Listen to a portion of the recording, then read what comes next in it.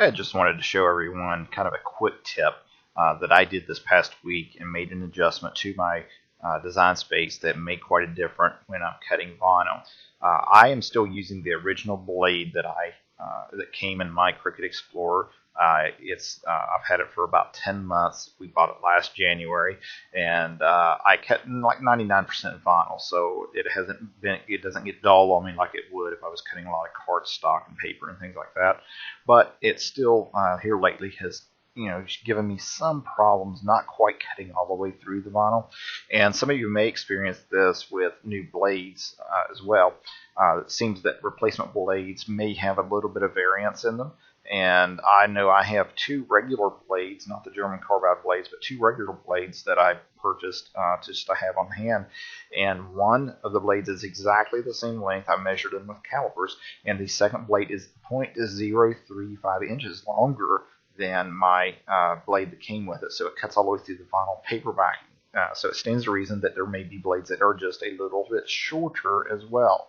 So one of the things you can do is adjust the pressure on your blade. And you do this in Design Space by clicking on your name here on the top left and going to Manage Custom Materials.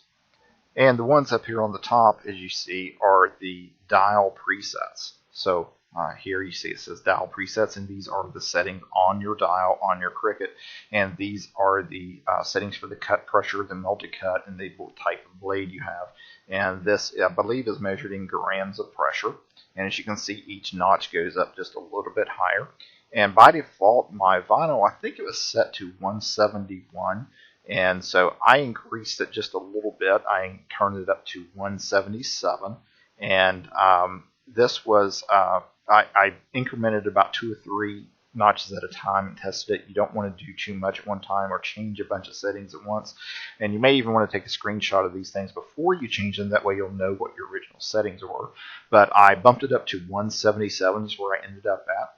And set it there and saved it. And now it cuts through the vinyl perfectly. It makes weeding a whole lot easier.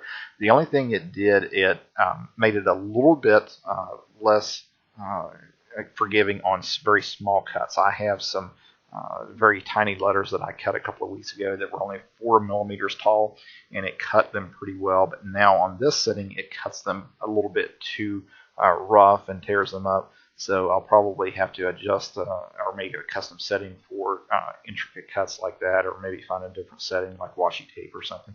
But I just wanted to share that with you, and hopefully that's been helpful. If my video has been helpful to you, please subscribe to my channel. And after you subscribe, be sure to click the little gear and check this box so that you'll receive an email notification when I upload a new video. You can also help support my channel by making a small donation on patreon.com/TroyYoung.